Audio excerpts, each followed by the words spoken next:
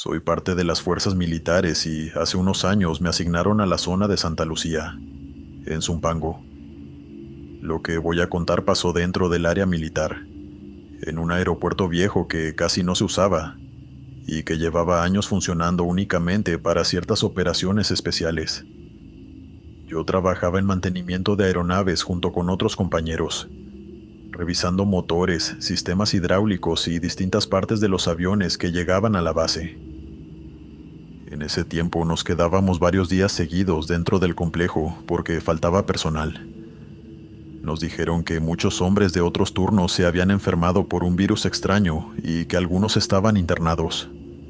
Nadie daba demasiados detalles sobre eso, pero para nosotros significaba más trabajo y también mejor pago. Así que al principio nadie hizo preguntas. Todo empezó a sentirse raro cuando volvieron a usar un sector abandonado del aeropuerto. Era una parte vieja de la base con hangares deteriorados, pistas llenas de grietas y edificios que parecían olvidados desde hacía décadas. Lo extraño era que de un día para otro comenzaron a llegar aviones que no tenían insignias normales. No llevaban bandera mexicana ni marcas visibles de otro país. Tampoco tenían numeración reconocible. Nosotros trabajábamos relativamente cerca y alcanzábamos a ver movimientos durante buena parte del día. De esos vuelos bajaban hombres y mujeres vestidos como civiles, gente completamente normal, aunque siempre iban custodiados por militares armados. Los llevaban rápidamente a un hangar apartado de la zona operativa, y nadie podía acercarse demasiado. Luego cargaban cajas de municiones. Pero lo más raro pasaba durante las madrugadas. Ahí descargaban cajas largas, demasiado largas para ser simples equipos militares. Nunca las abrían cerca de nosotros y siempre había personal vigilando alrededor. Una madrugada ocurrió algo que cambió completamente la forma en que empecé a ver todo eso. Una de las cajas cayó del montacargas mientras la movían. El golpe fue tan fuerte que una esquina se abrió apenas unos centímetros. Desde adentro salió una luz verdosa intensísima que iluminó parte de la zona. Era una luz rara. Todos los que estábamos cerca nos quedamos congelados unos segundos. Los soldados reaccionaron rápido y cerraron la caja de inmediato, pero alcanzamos a ver que el concreto donde había golpeado quedó marcado, como si se hubiera quemado o corroído. No era una simple mancha. Parecía que el piso se hubiera derretido. Entre nosotros decidimos no decir nada a los superiores. Ya había demasiado movimiento extraño y nadie quería terminar metido en problemas. Al día siguiente fuimos temprano al hangar para revisar el lugar. La marca seguía ahí. El concreto estaba literalmente comido en una parte, como si algún químico extremadamente fuerte hubiera atravesado la superficie. Rodeamos la zona hasta encontrar un punto desde donde podíamos mirar parcialmente hacia el interior del hangar. Ahí fue donde vimos algo todavía peor. Tenían algo encerrado. Nunca pude verlo completo porque había lonas y estructuras metálicas bloqueando parte de la vista.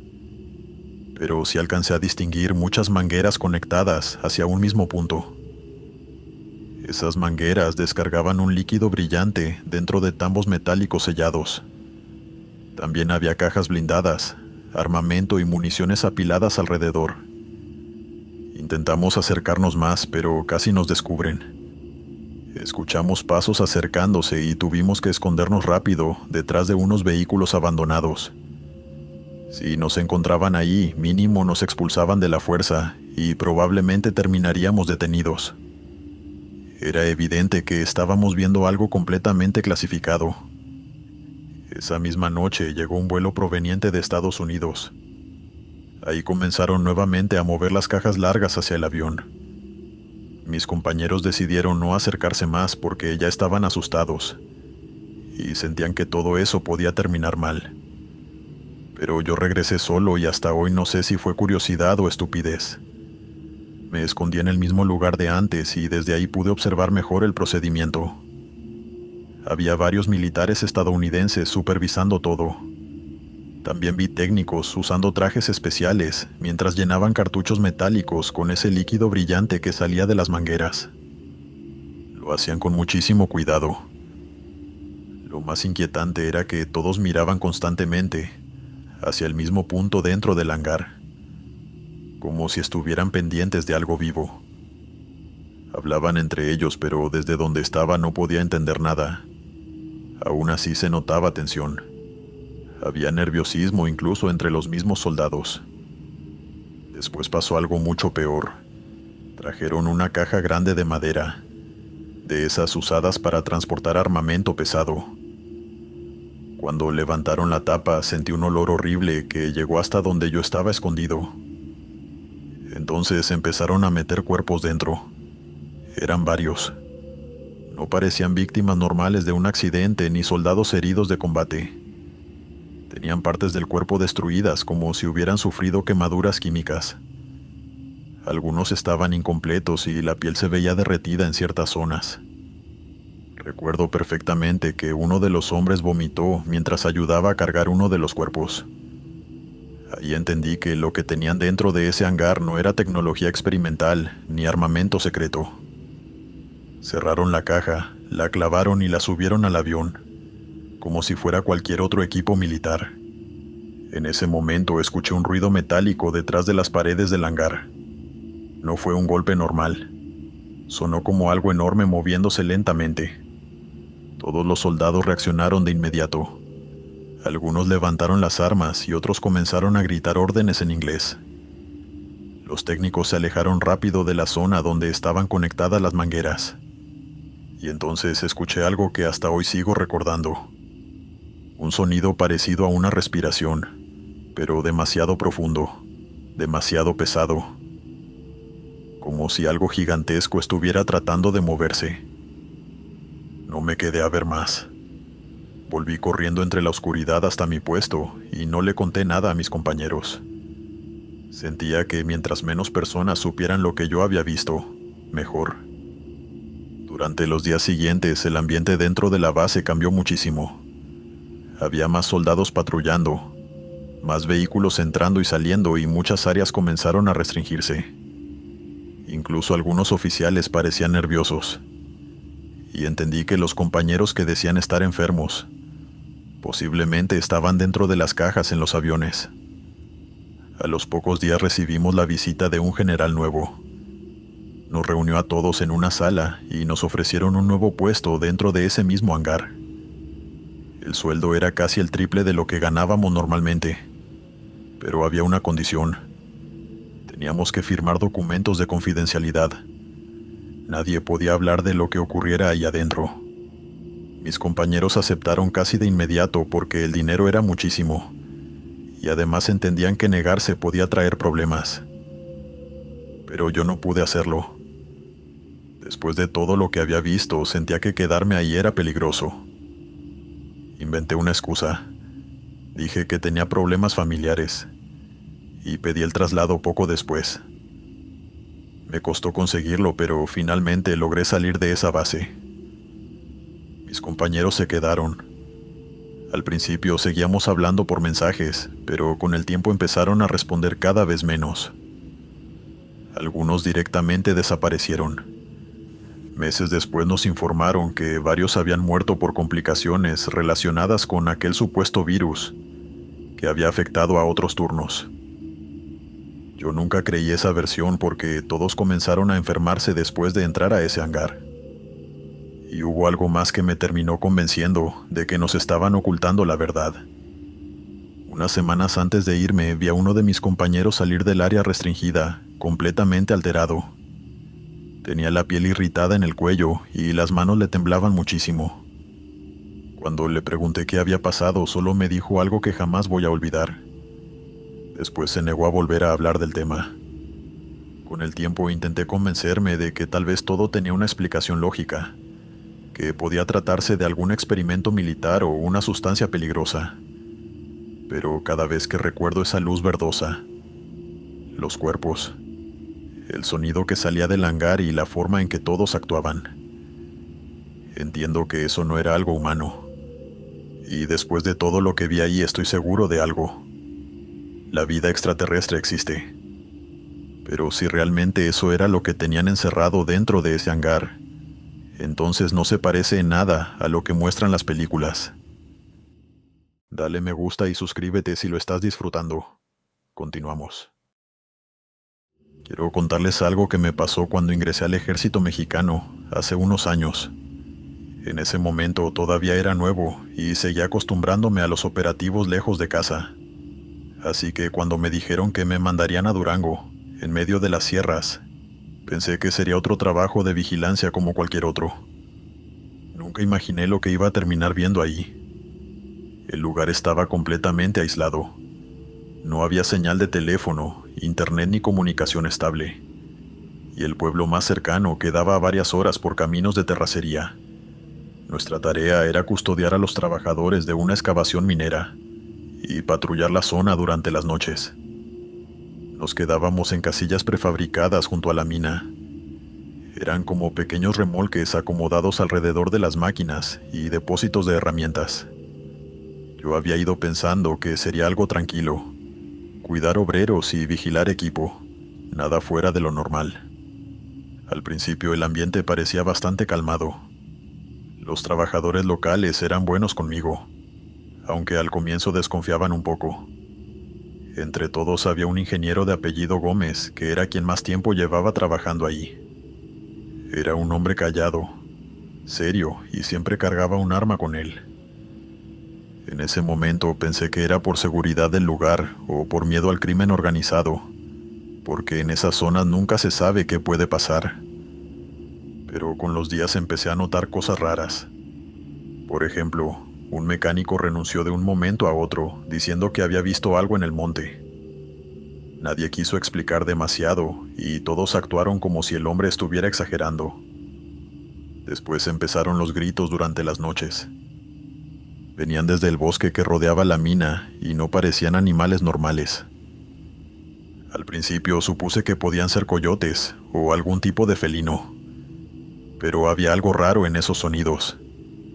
A veces parecían gritos humanos y otras veces sonaban como animales lastimados. Lo peor era que siempre empezaban después de que oscurecía por completo. En una de mis rondas matutinas me enteré de que uno de los obreros se había retirado de su puesto. Dijeron que se había ido por un problema familiar urgente, pero nadie parecía convencido de esa historia. De hecho, varios trabajadores se quedaron callados cuando pregunté por él, y uno incluso evitó mirarme. Ahí empecé a sentir que todos sabían algo que yo no.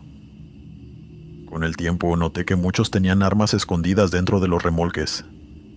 Rifles, revólveres, cajas de municiones y hasta escopetas viejas. Cuando pregunté por qué tenían todo eso, me dijeron que a veces bajaban animales peligrosos desde la sierra. Le pregunté entonces para qué me habían destinado a ese lugar si ellos podían manejar. Pero sin mirarme a la cara, dijeron que se les estaba saliendo de las manos la situación. Un día estaba haciendo guardia cerca de una loma desde donde podía verse buena parte de la excavación. Todo estaba tranquilo, hasta que escuché gritos desesperados desde abajo. Varios trabajadores comenzaron a hacerme señas para que me moviera. Cuando me di vuelta vi una vaca corriendo directamente hacia mí. El animal venía completamente fuera de control. Alcancé a apartarme justo antes de que pasara, y terminó cayendo por un barranco. Pero lo peor no era eso. Detrás de la vaca, entre los árboles, vi algo enorme. Al principio pensé que era un oso, aunque inmediatamente entendí que no se movía como uno. Parecía un animal de 4 patas, pero demasiado alto y flaco.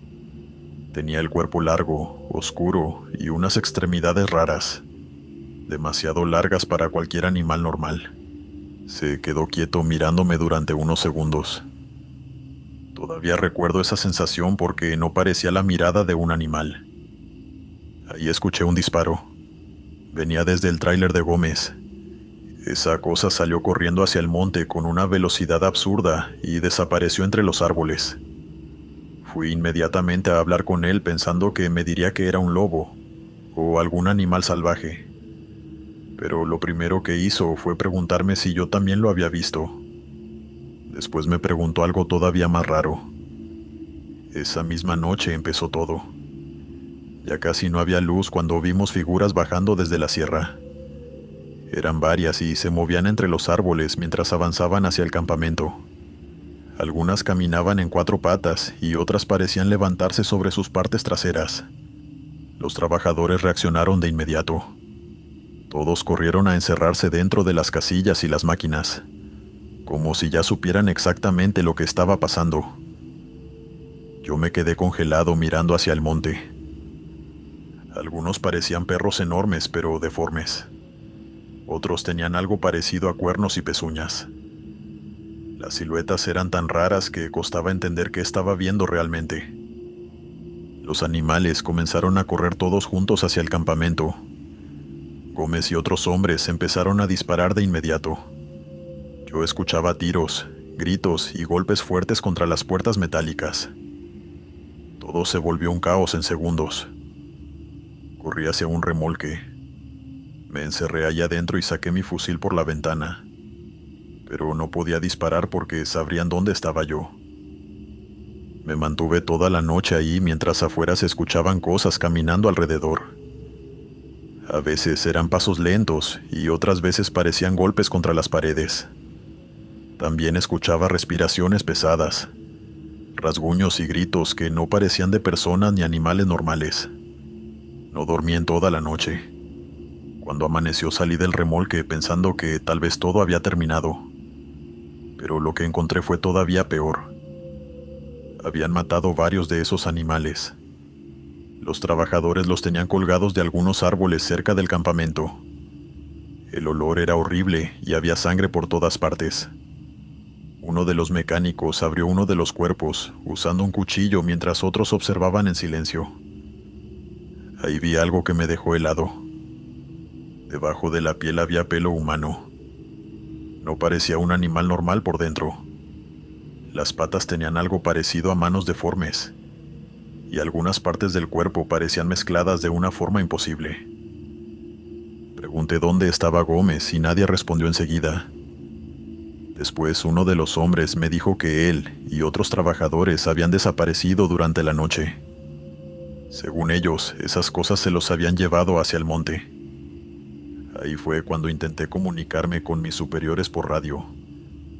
Les dije que necesitábamos apoyo y expliqué lo poco que podía entender de la situación. Del otro lado solo me ordenaron quedarme quieto y esperar instrucciones. Pasaron varias horas hasta que llegaron militares de otro grupo. Lo raro fue que no hicieron preguntas. No parecían sorprendidos por nada de lo que había pasado. Simplemente comenzaron a levantar los cuerpos de esas criaturas, cargarlos en vehículos y limpiar toda la zona. Después me llevaron aparte. Un oficial me dijo que lo que había visto era información clasificada y que no podía volver a mi casa por un tiempo. Yo pensé que era una broma, pero hablaban completamente en serio. Desde entonces me movieron de base en base. Nunca más volví a mi pueblo ni pude hablar tranquilo con mi familia. Cada vez que pregunto cuándo termina todo esto, me dicen que todavía no es seguro. Pero lo peor no es eso. Hace unas semanas estaba haciendo guardia en otra zona, completamente distinta, y escuché los mismos gritos que venían del monte en Durango.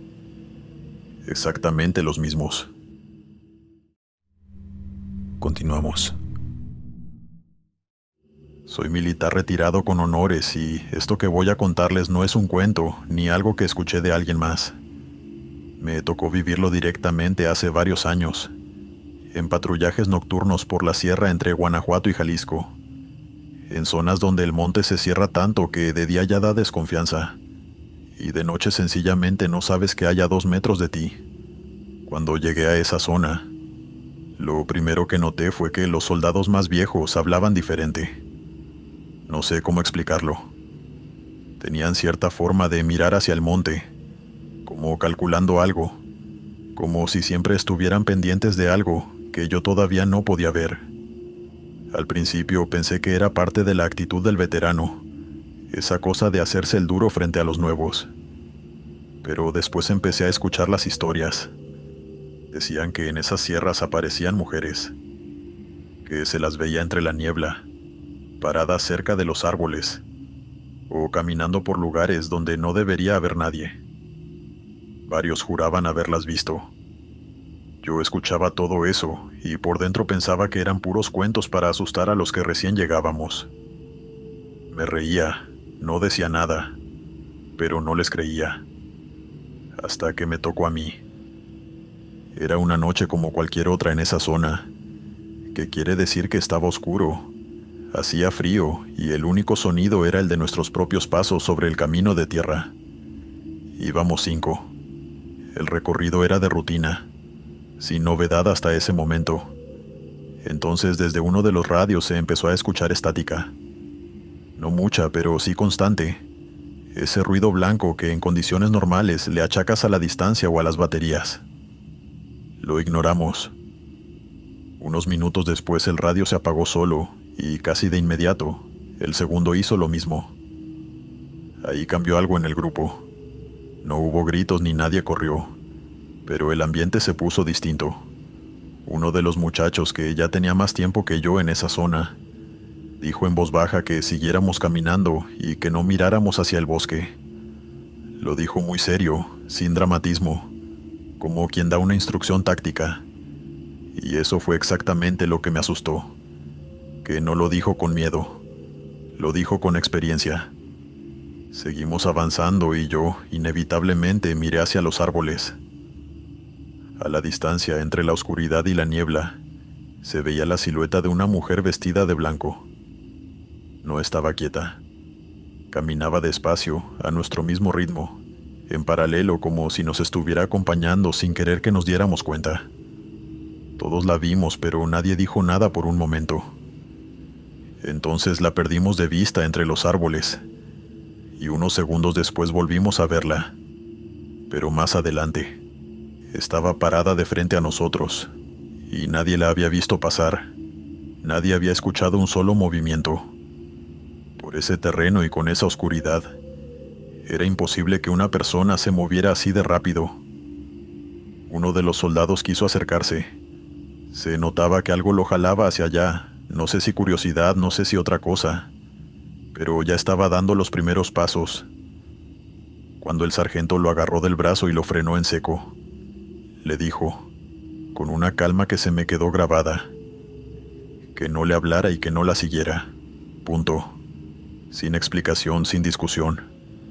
Fue justo ahí cuando las linternas empezaron a fallar. No se apagaron de golpe, sino que bajaban la intensidad y luego volvían.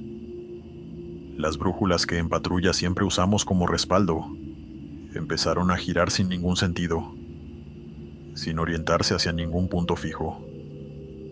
Después llegaron las voces. En la estática de los radios, que técnicamente estaban apagados, se empezaron a escuchar sonidos que no eran ruido normal. Eran susurros muy bajos, apenas perceptibles. Pero ahí estaban. No se entendía qué decían, pero eran voces. Y lo más perturbador era que sonaban cercanas, como si vinieran de adentro del aparato y no de afuera. Entonces uno de mis compañeros simplemente empezó a caminar hacia el monte, sin decir nada, como si estuviera siguiendo algo que solo él podía escuchar. Lo alcanzamos y lo agarramos antes de que se metiera entre los árboles, y cuando reaccionó estaba confundido, como si lo hubiéramos despertado de algo. Nos dijo que escuchaba a alguien pidiendo ayuda ahí adentro, una voz que le decía que se acercara. Seguimos caminando más juntos que antes, y un poco más adelante encontramos un casco militar colgado de una rama. Era viejo, oxidado, del tipo que ya no se usa. No había forma de saber cuánto tiempo llevaba ahí. Nadie lo tocó y nadie quiso hacerlo. Lo miramos y seguimos. Esa noche regresamos antes de lo previsto al destacamento. 2 de los 5 volvimos bien orientados. Los otros 3 llegaron desorientados, sin poder ubicar exactamente por dónde habían caminado en el último tramo. Uno de ellos tenía raspones en los brazos y en una mano, y no recordaba haberse caído ni haberse golpeado con nada. No tenía ningún recuerdo de cómo se los había hecho. Esa noche no dormí bien. Después de eso empezaron a contarnos más casos. Patrullas que perdían horas sin explicación, que salían a las 10 de la noche y aparecían en el destacamento a las 4 de la mañana, sin saber qué había pasado en ese tiempo. Fusiles encontrados tirados en medio del monte, solos, sin nadie alrededor. Y un veterano, un tipo con muchos años en la zona, nos habló de algo que supuestamente había pasado cerca de Guanajuato. Según él, una patrulla fue atacada, pero no por personas. Lo que describía eran cosas que caminaban erguidas, que se movían como personas, pero que no lo eran.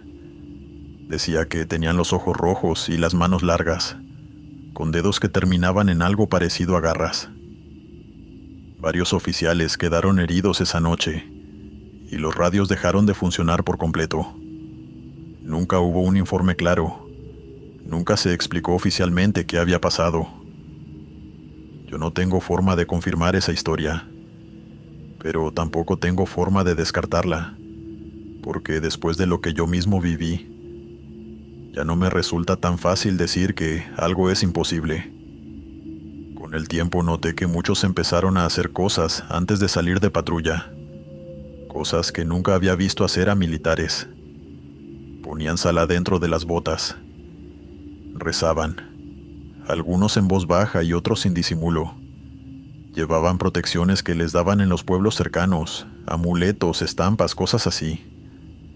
Al principio me parecía raro verlo, porque uno espera cierta actitud de la gente de tropa. Pero después dejé de juzgarlo porque lo que también noté es que después de que empezaron a hacer eso, los incidentes bajaron bastante. No desaparecieron, pero bajaron. No sé qué conclusión sacar de eso. No soy de los que explican todo con lo sobrenatural, pero tampoco soy de los que niegan lo que vieron con sus propios ojos. Lo que sí puedo decirles es que en esa sierra había zonas donde nadie quería entrar solo después de cierta hora. No importaba el entrenamiento, no importaba la experiencia. Había un límite no escrito que todos respetaban sin que nadie lo dijera en voz alta. Hoy, cuando escucho estática en un radio, aunque sea en cualquier lugar, aunque esté lejos de cualquier sierra, me regresa esa imagen. La figura entre los árboles, caminando despacio, siguiéndonos sin prisa, como si supiera perfectamente que no íbamos a ningún lado. Continuamos.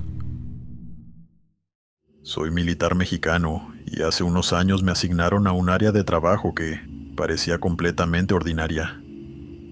No era operativa, no había patrullajes, no había riesgo aparente. Era una oficina donde revisábamos información compartida entre México y Estados Unidos. Reportes, grabaciones, documentos clasificados y otras cosas. Pero había una sección dentro de esa área que era diferente a la que nadie quería entrar. Y cuando uno lleva tiempo en el ejército, aprende a leer ese tipo de cosas. Esa sección guardaba archivos viejos, expedientes de incidentes que oficialmente no existían, todo marcado con restricciones especiales. Un día me tocó revisar documentación relacionada con Vietnam. Informes originales traducidos al español para análisis interno. Documentos que habían pasado por muchas manos antes de llegar a las nuestras. Uno de ellos hablaba de un incidente de 1968 que nunca apareció en ningún reporte público.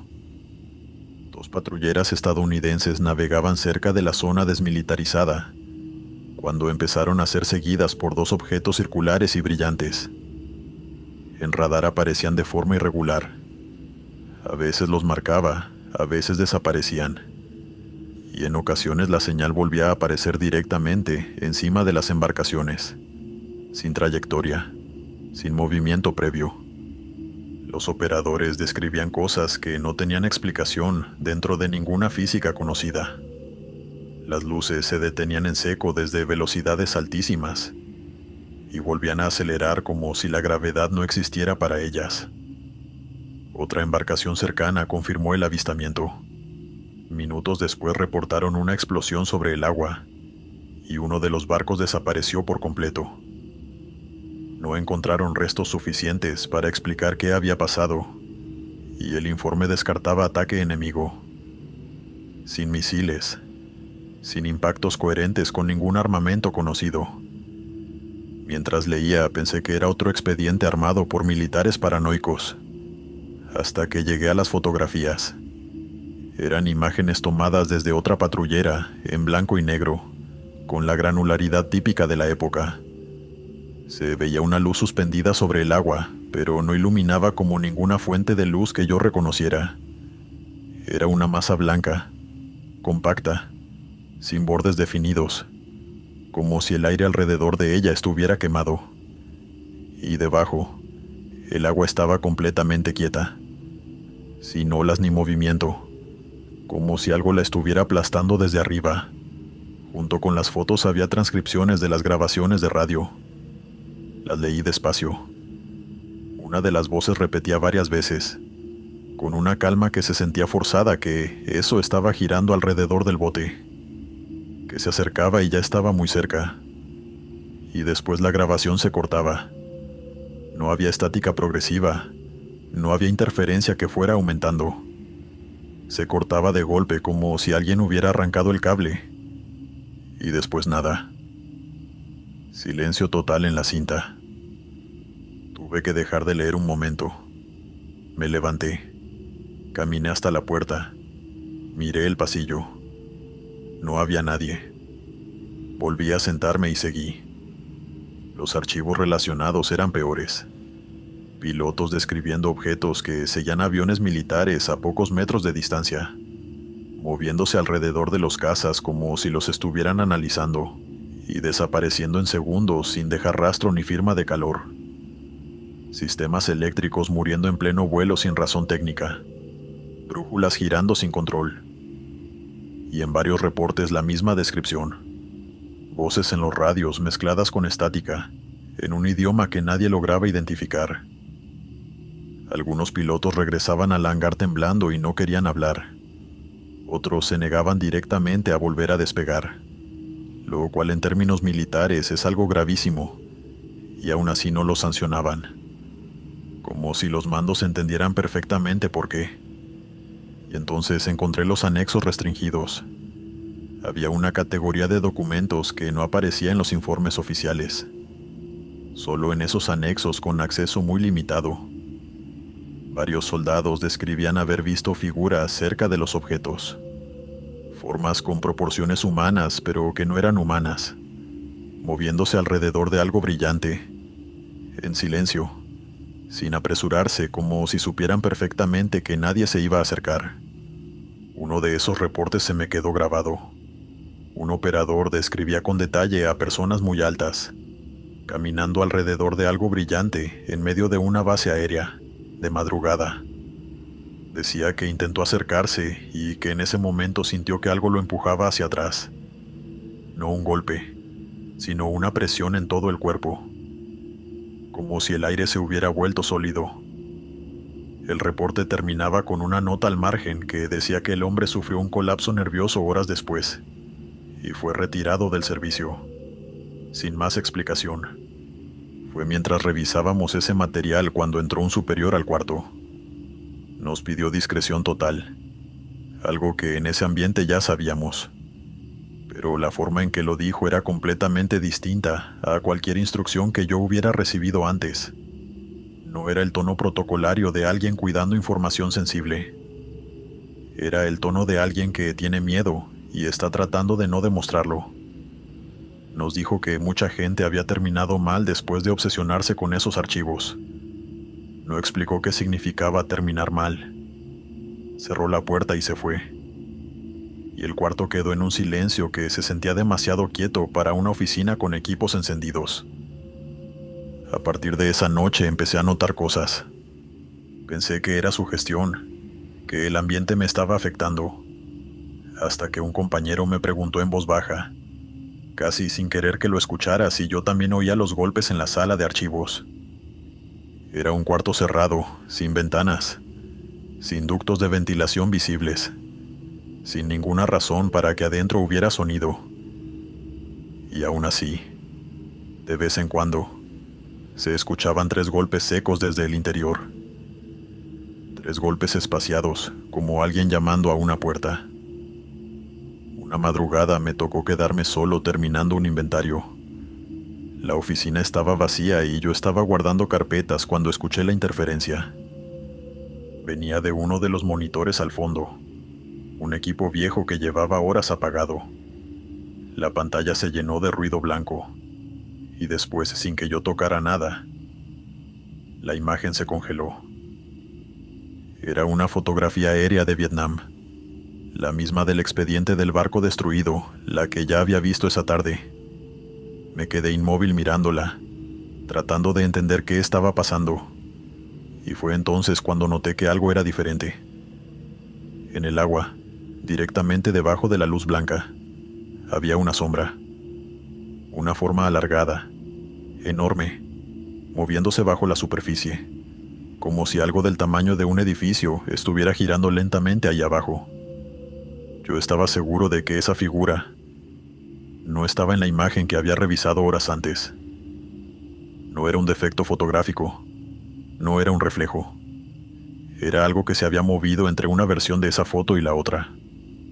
O que alguien, o algo, había querido que yo viera. Me levanté tan rápido que tiré la silla. Apagué el monitor con la mano, sin pensar, y salí de ahí sin volver a mirar atrás. Recuerdo que mientras caminaba por el pasillo sentí que el zumbido de los fluorescentes sonaba diferente, más agudo, como si algo hubiera cambiado en el aire de ese edificio. No corrí, pero quise hacerlo. Al día siguiente pregunté por el archivo.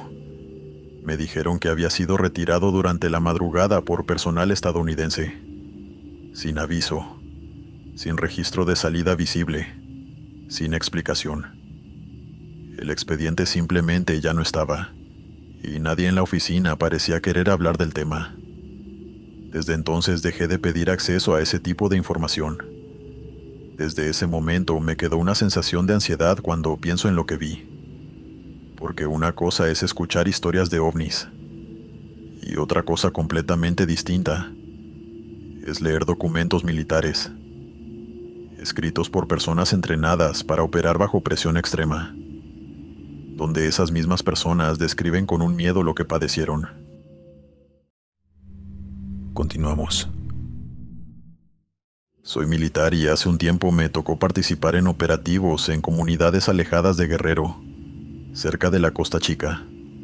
Si no conocen esa zona, imagínense mucho monte cerrado, caminos de terracería que se hacen casi imposibles cuando llueve, y pueblos pequeños donde la gente te miraba pasar sin decirte nada. Oficialmente estábamos ahí por temas de seguridad y contrabando. Eso era lo que decían los reportes. Pero entre soldados siempre se comentaban otras cosas. Los veteranos hablaban de nahuales con una naturalidad que a mí, cuando llegué, me parecía extraña. Lo decían como quien habla de algo que existe y que hay que tomar en serio. Decían que en ciertos pueblos de esa zona todavía existía gente metida en eso.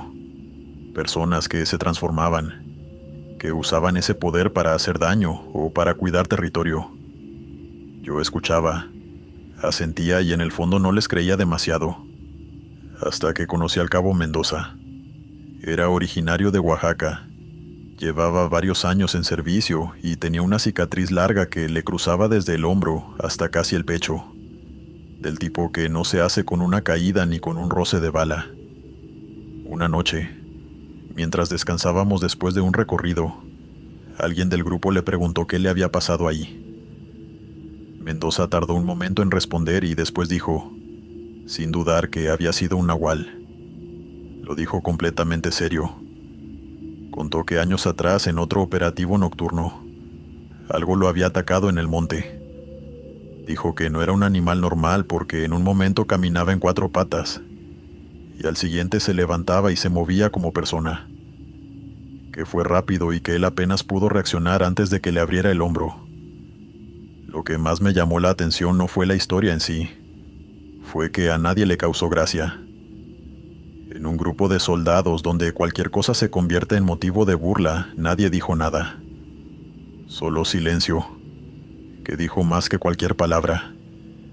Tiempo después me tocó salir en patrulla con Mendoza y otros 3 soldados. Íbamos recorriendo caminos de terracería cerca del monte, de noche, como era habitual en esa zona. Había llovido y el piso estaba encharcado. La visibilidad más allá de los faros del vehículo era casi nula. Era una de esas noches donde el monte se cierra tanto que no se veía nada. En un punto del camino encontramos un caballo muerto al costado. Frenamos a revisarlo y lo que vimos fue tremendo. Tenía el cuello abierto y partes del cuerpo arrancadas. No mordidas ni desgarradas como haría un coyote, sino arrancadas, como si algo con mucha fuerza lo hubiera jalado. Mendoza lo miró unos segundos.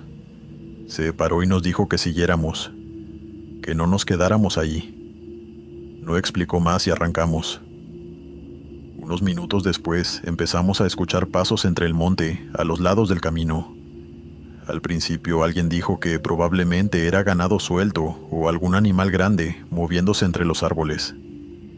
Pero el ruido cambiaba de lugar demasiado rápido para hacer eso. Un momento sonaba a la derecha.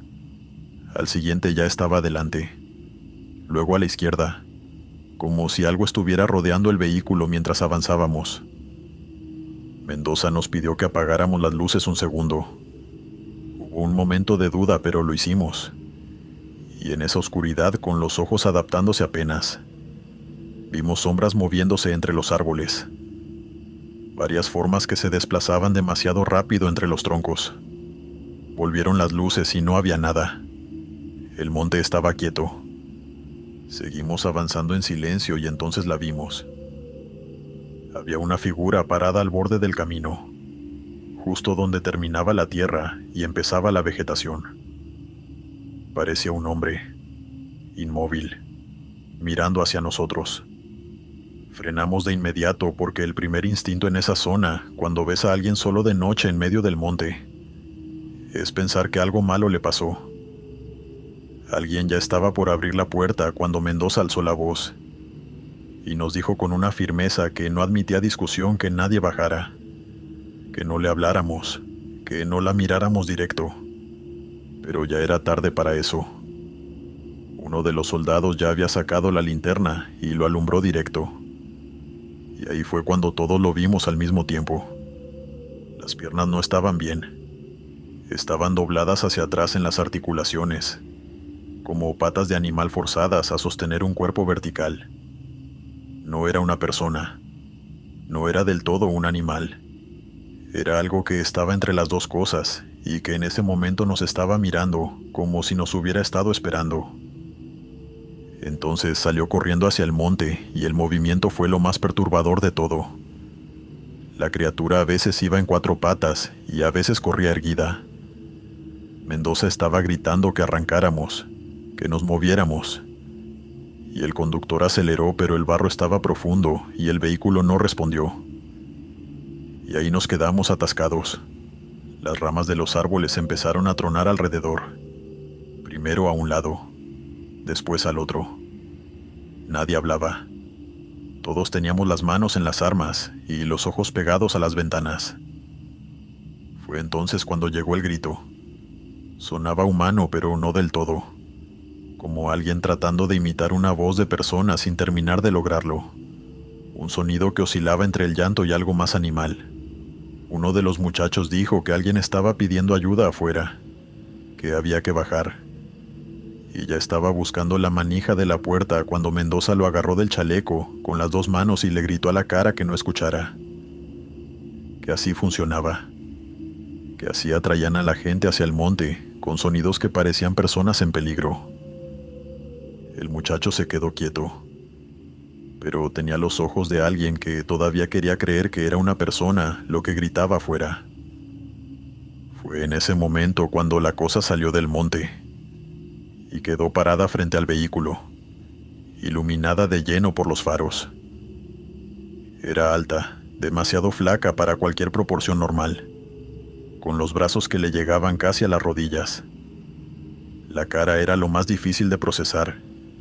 Tenía algo de persona, pero el hocico era largo, como de perro, con una mandíbula que no encajaba con ningún animal que yo hubiera visto.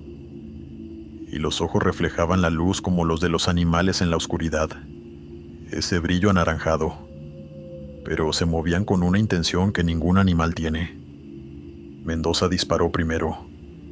Todos lo seguimos casi al mismo tiempo, fue una reacción unánime, sin que nadie diera la orden, solo el instinto de que había que hacer algo. La cosa giró y se metió al monte a una velocidad que no tenía sentido para su tamaño. Y mientras se perdía entre los árboles, hizo un sonido que todavía me cuesta describir. Después de eso el monte quedó en silencio total. Cuando volvimos al destacamento esa noche, Mendoza se sentó y sin que nadie le dijera nada, se levantó la manga y nos mostró otra vez la cicatriz. La miró un momento y dijo que la primera vez que lo atacaron, también creyó que era un animal cualquiera, que tardó días en entender lo que había visto, en aceptarlo. Y después dijo que cuando un nahual te marca y sobrevives, algo queda. No en la cicatriz, sino en algo más adentro. Dijo que después de esa primera vez él podía sentir cuando estaban cerca, como una presión en el pecho, como si el aire cambiara de peso. Y que esa noche, antes de que encontráramos el caballo muerto, antes de que escucháramos los primeros pasos entre el monte, él ya sabía que algo nos venía siguiendo desde antes de que saliéramos del camino. Continuamos. Hace poco fui parte de un operativo militar en Jalisco, por la zona de Tapalpa.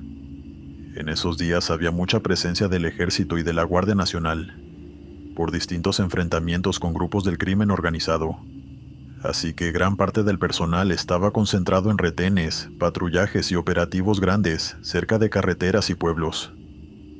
Nosotros pensábamos que nos mandarían a algo parecido, pero a nuestro grupo lo separaron para otra tarea completamente distinta. Nos dieron unas coordenadas alejadas de la zona principal, y nos ordenaron movernos rápido, sin llamar la atención y sin hacer preguntas. No explicaron demasiado. Solo dijeron que era un trabajo reservado y que debíamos seguir instrucciones al pie de la letra. Después de varias horas avanzando por caminos de terracería y zonas de monte, llegamos a una mina vieja que, a simple vista, parecía abandonada.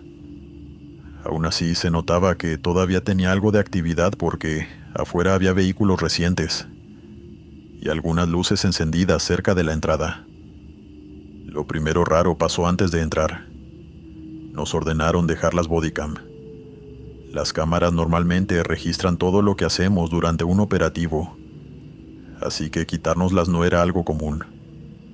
Aún así, nadie protestó porque no era la primera vez que hacíamos trabajos delicados. Muchas veces esos operativos terminan mejor pagados, y uno aprende a no hacer demasiadas preguntas. Entramos armados y con linternas.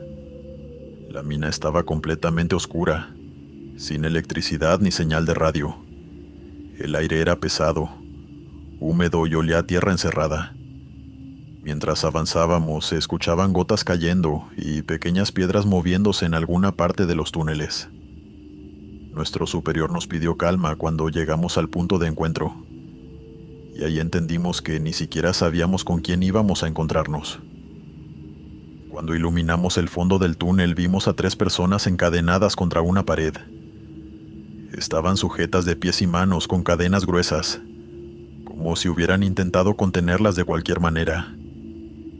Lo primero que notamos fue que estaban agresivos. No hablaban normal. Gruñían. Respiraban fuerte. Se movían de una forma rara y jalaban las cadenas con desesperación. Uno de mis compañeros pensó que estaban bajo los efectos de posibles sustancias, pero el general que estaba ahí nos dijo que también creían eso al principio, y que aún así llevaban más de 48 horas en ese estado. Uno de ellos tenía un disparo en la pierna, y seguía moviéndose como si no sintiera dolor. Preguntamos qué había pasado realmente, pero evitaron responder. Solo nos dijeron que habían hecho unas pruebas confidenciales, y que bajo ningún motivo podíamos lastimarlos. Nuestra tarea era custodiar el lugar hasta que llegaran médicos y científicos.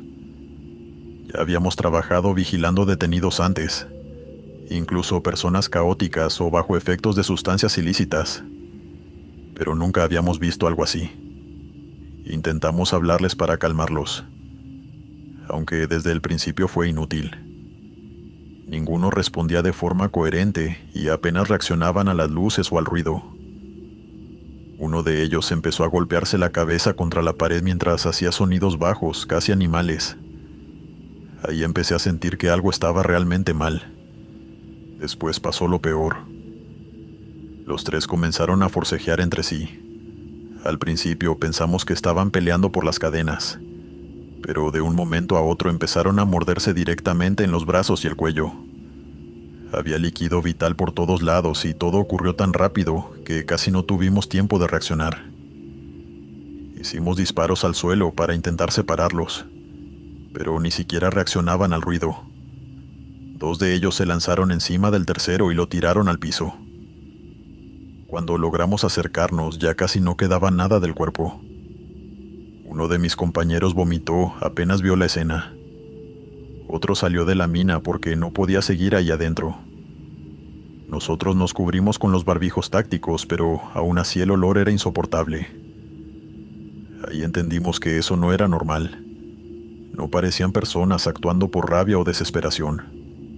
Era otra cosa. Después los otros dos empezaron a atacarse entre ellos. Se mordían, se golpeaban contra las piedras y seguían moviéndose aunque estaban gravemente heridos. Ninguno parecía sentir dolor, hasta que quedó uno solo. El estado de ese hombre era difícil de mirar. Tenía el estómago completamente hinchado y apenas podía mantenerse de pie. Respiraba con muchísima dificultad y hacía sonidos bajos, como si se estuviera ahogando lentamente. Los demás militares se alejaron para pedir apoyo, y terminé prácticamente solo custodiándolo junto con otro compañero. Recuerdo perfectamente cómo nos miraba. A veces parecía confundido y al segundo siguiente volvía a ponerse agresivo. En un momento comenzó a temblar y pensé que iba a desmayarse, pero después empezó a reírse. Eso fue lo que más miedo me dio. No era una risa normal. Era algo bajo, seco y extraño que se mezclaba con la respiración.